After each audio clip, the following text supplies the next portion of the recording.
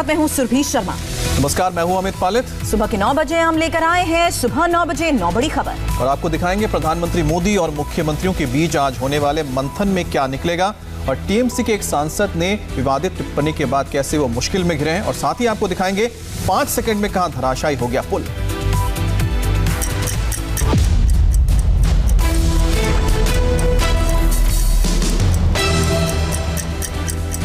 Corona virus के खिलाफ देश में 16 जनवरी से दुनिया का सबसे बड़ा वैक्सीनेशन प्रोग्राम शुरू होने वाला है। वैक्सीनेशन प्रोग्राम कैसे शुरू होगा और कैसे आगे बढ़ेगा, इस पर सोच विचार के लिए प्रधानमंत्री मोदी आज मुख्यमंत्रियों के साथ बैठक करेंगे। वीडियो कॉन्फ्रेंसिंग के जरिए होने वाली आज की उच्च स्तरीय बैठक इसलिए अहम है क्योंकि देश में 16 जनवरी से टीकाकरण अभियान शुरू हो रहा है। देश के पास कोविशील्ड और कोवैक्सीन नाम की 2 वैक्सीन हैं। जब कोरोना पीक पर था तब भी पीएम मोदी वर्चुअल तरीके से मुख्यमंत्रियों के साथ बैठक करते थे। अब जब वैक्सीनेशन शुरू हो रहा है तो पीएम मोदी फिर राज्यों से उनकी राय जानना चाहते हैं, उनकी तैयारियों का जायजा लेना चाहते हैं। प्रधानमंत्री नरेंद्र मोदी और 30 राज्यों के मुख्यमंत्रियों के साथ होने वाली बैठक आज शाम 4 बजे से होगी। बैठक में सभी राज्य वैक्सीनेशन को लेकर अपनी तैयारियों का ब्यौरा पेश करेंगे। मुख्यमंत्रियों के साथ होने वाली आज की मीटिंग के 2 खास मकसद हैं। मकसद नंबर 1 कोरोना वैक्सीन का डिस्ट्रीब्यूशन और मकसद नंबर 2 राज्यों में कोरोना की सिचुएशन। देश में अब तक 3 बार वैक्सीनेशन प्रोग्राम का ड्राई रन हो चुका है। वैक्सीन फैक्ट्री से लेकर वैक्सीनेशन सेंटर तक कोल्ड चेन का टेस्ट हो चुका है। सारी कमियां दुरुस्त की जा चुकी हैं, यानी अब बस इंतजार है 16 जनवरी का। दुनिया आज सिर्फ भारत की वैक्सीन का इंतजार ही नहीं कर रही, बल्कि दुनिया का सबसे बड़ा वैक्सीनेशन प्रोग्राम भारत कैसे चलाता है, इस पर भी नजरें हैं। आज सबकी नजर वैक्सीनेशन प्रोग्राम के शुरू होने और आगे बढ़ने पर होगी। प्रधानमंत्री वैक्सीनेशन पर अपनी योजना आज की मीटिंग में बताएंगे। देश भर के 7 राज्यों में बर्ड फ्लू का कहर है। दिल्ली, महाराष्ट्र, छत्तीसगढ़ में भी बीमारी ने दस्तक दे दी है और दिल्ली में अब तक 140 पक्षियों की मौत हो गई है, जिसके बाद अलर्ट जारी किया गया है। बर्ड फ्लू के इन्फेक्शन से सावधान रहना होगा क्योंकि अब तक देश भर में 2 लाख से ज्यादा पक्षियों की मौत हो चुकी है। कहीं कौओं की मौत हुई तो कहीं बतख, बगुलों और मोर की। पक्षियों की मौत ने चिंता ऐसी बढ़ाई है कि देश के कई राज्य हाई अलर्ट पर हैं। राजधानी दिल्ली में बर्ड फ्लू कंफर्म नहीं हुआ है, लेकिन बीमारी के फैलने का खतरा बढ़ गया है। रविवार को संजय झील में 17 और बतखों की मौत हो गई, जिसके बाद इस इलाके को अलर्ट जोन घोषित कर दिया गया। संजय झील में अब तक 27 बतखों की मौत हो चुकी है। संजय झील के अलावा मयूर विहार, द्वारका, हौज खास और हस्तसाल इलाके में सैकड़ों पक्षियों की संदिग्ध मौत हुई है, जिसके बाद सभी प्रमुख पार्क और झीलों को बंद कर दिया गया है। हौज खास के पार्क में हम इस वक्त मौजूद हैं। हौज खास का ये मेन पार्क है और यहाँ पर आपको दिखाएं कि इसको लेकर भी एडवाइजरी इशू की गई है। इस लेक के आसपास एक तरीके से एक दवाई छिड़की गई है ताकि अगर किसी भी तरह को कोई आशंका भी रहती है बर्ड फ्लू की तो उसको भी कम किया जा सके। दिल्ली के 15 पार्क में 91 कौवों और 27 बतखों के शव बरामद किए जा चुके हैं। दिल्ली सरकार ने जाँच के लिए 104 सैंपल भोपाल और लुधियाना की लैब में भेजे हैं। यूपी में बर्ड फ्लू का पहला केस कानपुर के जूलॉजिकल पार्क से आया, जिसके बाद पूरे राज्य के चिड़ियाघरों को अलर्ट कर दिया गया है। लखनऊ के जू में दवाओं का छिड़काव हो रहा है। कानपुर जू को तो बंद कर दिया गया है, लखनऊ जू में भी अलर्ट हो गया है। इस तरह से यहाँ पे जो चिड़िया के बाड़े हैं उनको सैनिटाइज किया जा रहा है। ये जो चिड़िया के बाड़े हैं उनको इस तरह से बैरिकेड लगा के अंदर ताले लगा दिए गए हैं, दर्शकों को नहीं जाने दिया जा रहा। न सिर्फ यूपी बल्कि कुल 7 राज्यों में बर्ड फ्लू की पुष्टि होने के बाद खास एहतियात बरते जा रहे हैं। राजस्थान के 13 जिलों में बर्ड फ्लू फैला है। रविवार को 428 परिंदों की मौत हुई, जिसके बाद राजस्थान में अब तक 2950 चिड़ियों की मौत हो चुकी है। मध्य प्रदेश के 13 जिलों में बर्ड फ्लू की पुष्टि हो चुकी है। 26 दिसंबर के बाद से वहां कुल 700 कौवे मृत पाए गए हैं। उत्तराखंड में बर्ड फ्लू के खतरे को देखते हुए इमरजेंसी रैपिड रिस्पांस टीम बनाई गई है। पंजाब सरकार ने कोविड लेबोरेटरी को बर्ड फ्लू टेस्टिंग लेबोरेटरी में बदल दिया है। किसान आंदोलन को लेकर सुप्रीम कोर्ट में आज अहम सुनवाई है। पिछले 47 दिनों से किसान दिल्ली के बॉर्डर पर कृषि कानूनों को रद्द करने की मांग पर अड़े हैं। तीनों कृषि कानूनों को लेकर सरकार और किसानों के बीच जिरह जारी है। दिल्ली के बॉर्डर पर किसान डटे हैं, वो पीछे हटने को तैयार नहीं है। केंद्र सरकार ने किसानों से बातचीत के लिए 15 जनवरी की तारीख मुकर्रर की है। इस मीटिंग में किसान नेता जाएंगे या नहीं, इसको लेकर आज संयुक्त किसान मोर्चा की बैठक में फैसला लिया जाएगा और आगे की रणनीति तय की जाएगी। सरकार से गतिरोध के बीच आज किसान आंदोलन को लेकर सुप्रीम कोर्ट में भी अलग अलग याचिकाओं पर अहम सुनवाई होनी है। सुप्रीम कोर्ट में तीनों कृषि कानूनों को रद्द करने वाली याचिका दायर की गई थी। इंडियन फार्मर्स एसोसिएशन नाम के संगठन ने कृषि कानूनों का समर्थन किया था, उसको लेकर भी सुप्रीम कोर्ट में सुनवाई होगी। सुप्रीम कोर्ट ने पिछली सुनवाई में सरकार से गतिरोध खत्म करने को कहा था, लेकिन सरकार और किसान नेताओं के बीच 8वें दौर की बैठक भी बेनतीजा रही थी, जिसके बाद किसानों ने सरकार को अल्टीमेटम दिया था कि जब तक कानून वापस नहीं होगा किसानों की घर वापसी संभव नहीं है, और इसी उद्देश्य के साथ वो आज भी दिल्ली के बॉर्डर पर दंगल कर रहे हैं। हरियाणा के करनाल में किसानों ने ऐसा बवाल किया कि सीएम मनोहर लाल खट्टर को अपना कार्यक्रम रद्द करना पड़ा। कैमला गांव में मुख्यमंत्री को आना था, लेकिन उनके आने से पहले ही किसानों ने स्टेज को तोड़ दिया। गांव में बीजेपी की महापंचायत होनी थी। मुख्यमंत्री खट्टर कृषि कानूनों के फायदे गिनाने वाले थे। करीब 100 करोड़ की विकास योजनाओं का ऐलान होना था, लेकिन मुख्यमंत्री के आने से पहले ही वहां किसानों ने हंगामा कर दिया। पुलिस के तमाम नाके तोड़कर किसान खेतों के रास्ते जनसभा वाली जगह पहुंच गए और तोड़फोड़ शुरू कर दी। मनोहर लाल खट्टर को स्टेज पर आकर भाषण देना था। खट्टर के आने से पहले ही बीजेपी के कई नेता यहां से भाषण दे रहे थे, लेकिन सैकड़ों की तादाद में किसान यहां चढ़े और स्टेज को तहस नहस कर दिया। वहां रखी कुर्सियों को उठाकर फेंक दिया और तोड़फोड़ कर दी। मुख्यमंत्री मनोहर लाल खट्टर का हेलीकॉप्टर आसमान में मंडरा रहा था और जमीन पर किसान अस्थायी हेलीपैड की टाइल्स को उखाड़ रहे थे, जिसके बाद पायलट ने सीएम का हेलीकॉप्टर लैंड करने का जोखिम नहीं उठाया।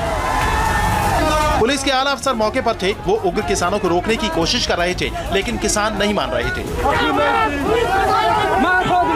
प्रदर्शनकारी किसान खेतों के रास्ते सभा स्थल तक आ रहे थे, जिन्हें रोकने के लिए पुलिस को आंसू गैस के गोले दागने पड़े। पुलिस को वाटर कैनन का इस्तेमाल भी करना पड़ा। बवाल बढ़ता देख सीएम खट्टर को वापस चंडीगढ़ जाना पड़ा और वहीं से विकास योजनाओं का ऐलान करना पड़ा। ये ठीक नहीं हुआ है और ठीक नहीं किया है, और इसमें से एक हमारे समाज में खास करके किसान वर्ग की भी बदनामी इन लोगों ने कराई है, क्योंकि किसान का ये रवैया नहीं हो सकता, किसान का ये स्वभाव भी नहीं। करनाल के कैमला गांव में हुए प्रदर्शन को भारतीय किसान यूनियन चडूनी गुट लीड कर रहा था। इस संगठन ने 6 जनवरी को ही बीजेपी के महापंचायत का विरोध करने की घोषणा कर दी थी। तृणमूल कांग्रेस के सांसद कल्याण बनर्जी के सीता पर दिए बयान से विवाद हो गया है। कल्याण बनर्जी की टिप्पणी के बाद बीजेपी ने ममता बनर्जी पर हमला बोला है।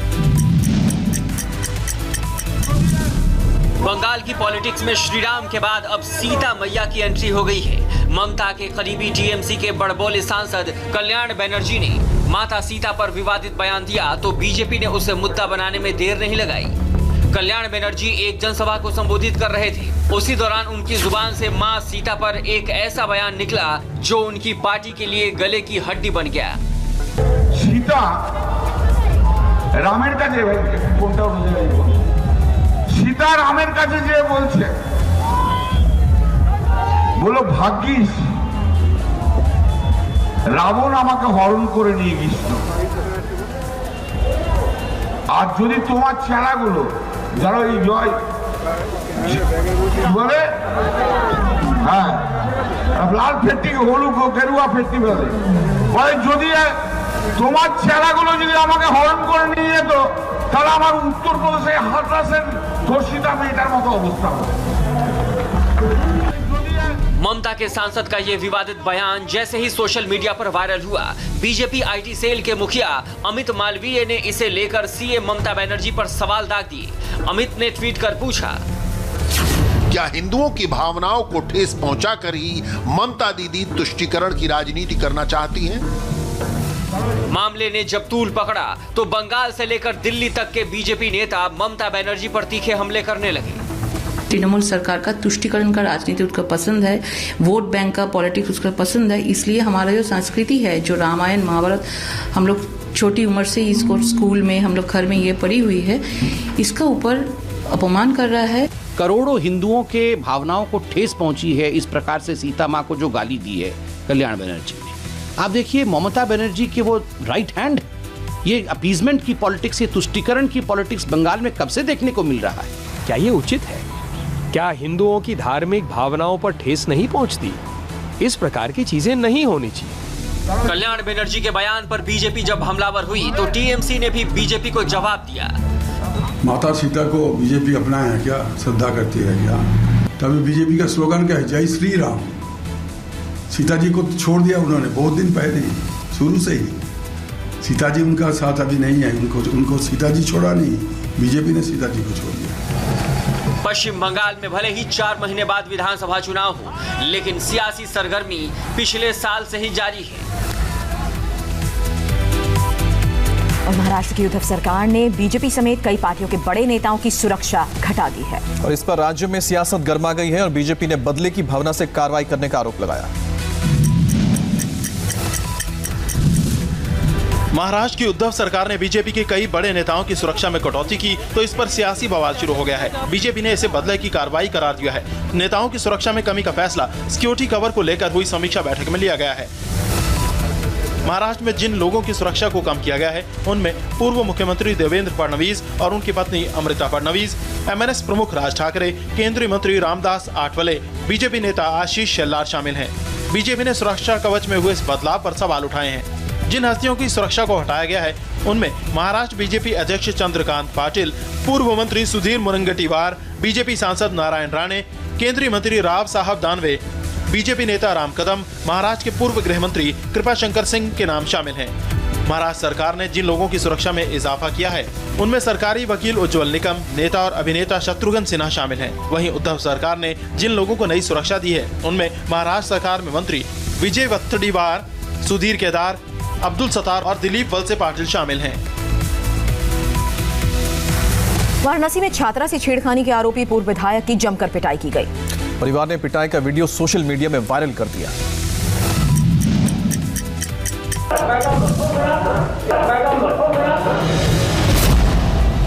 झन्नाटेदार थप्पड़ पड़ा तो सिर की टोपी जमीन पर आ गिरी। गिरेबान पकड़ा और फिर कुर्सी पर पटक दिया। भैया भैया भैया भैया हाथ जोड़कर माफी मांगी, लेकिन फिर भी ये लोग बख्शने को तैयार नहीं है।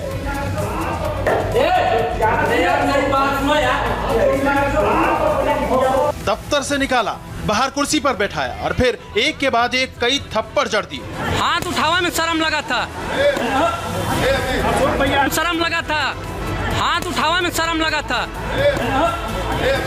कान पकड़कर माफी मांगने वाला ये बुजुर्ग कोई और नहीं बल्कि वाराणसी के चिरई गांव इलाके के 2 बार के पूर्व विधायक मायाशंकर पाठक हैं। आरोप है कि इन्होंने अपनी इंजीनियरिंग कॉलेज में पढ़ने वाली एक छात्रा से छेड़खानी की। जब छात्रा के घर वालों को छेड़खानी का पता चला तो वो कॉलेज पहुंच गए और बीजेपी के पूर्व विधायक मायाशंकर पाठक की जमकर धुनाई कर दी। भैया भैया हाथ उठावा में शर्म लगा था। परिवार ने बाकायदा इस घटना को मोबाइल से रिकॉर्ड किया और बाद में वायरल कर दिया। इस वीडियो के सत्यता की जांच पुलिस के द्वारा की जा रही है। दोनों पक्षों में से कोई भी पक्ष अभी पुलिस से के पास कोई तहरीर नहीं दिया है। जो भी बात सच्चाई सामने आएगी उसके अनुसार अग्रिम विधिक कार्रवाई की जाएगी। पुलिस ने वीडियो का संज्ञान लेकर जांच के आदेश दे दिए हैं। जम्मू कश्मीर के रामबन में नेशनल हाईवे पर बना एक पुल टूट गया और जिस वक्त पुल टूटा उस वक्त एक ट्रक वहां से गुजर रहा था।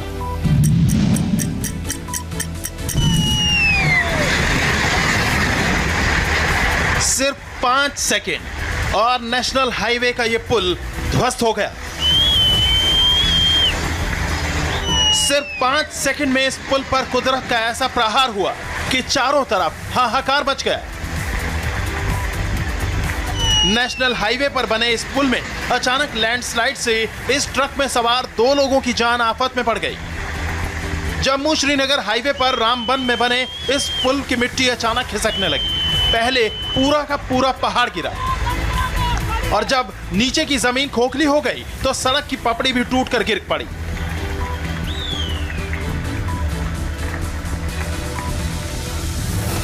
जिस वक्त मलबे का सैलाब बह रहा था ठीक उसी वक्त एक ट्रक जम्मू श्रीनगर हाईवे से गुजर रहा था। ट्रक में सवार लोगों को सिर्फ टूटने की आवाज सुनाई दे रही थी। उनको अंदाजा नहीं था कि उनके पैर तले मौत बिछ चुकी है। जब सड़क का पहला हिस्सा टूटा तो ट्रक आगे जाकर थम गया। फिर जब दूसरा हिस्सा गिरा तो ड्राइवर को आफत का एहसास हुआ और फिर उसने ट्रक को तेजी से आगे बढ़ा दिया और बला टल गई। मध्य प्रदेश के राजगढ़ के लोगों में इन दिनों सोने चांदी के सिक्कों के लिए दीवानगी है। अफवाह के बाद पिछले एक हफ्ते से लोग नदी के किनारे खुदाई कर रहे हैं।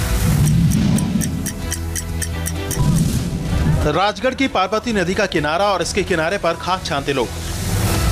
नदी के किनारे मेला लगा हुआ है। जवान हो या महिलाएं, बच्चे हो या बूढ़े, हर किसी पर धुन सवार है। लोहे की सीखचों से लोग कंकड़ पत्थर में कुछ तलाशने में लगे हैं।